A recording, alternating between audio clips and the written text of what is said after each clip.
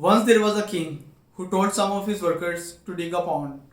Once the pond was dug, the king made an announcement to his people saying that one person from each household has to bring a glass of milk during the night and pour it into the pond. So, the pond should be full of milk by the morning. After receiving the order, everyone went home. One man prepared to take the milk during the night. He thought that since everyone will bring milk, he could hide a glass of water and pour inside the pond. So, because it will be dark at night, no one will notice. So he quickly went and poured the water in the pond and came back. In the morning, the king came to visit the pond, and to his surprise, the pond was only filled with water.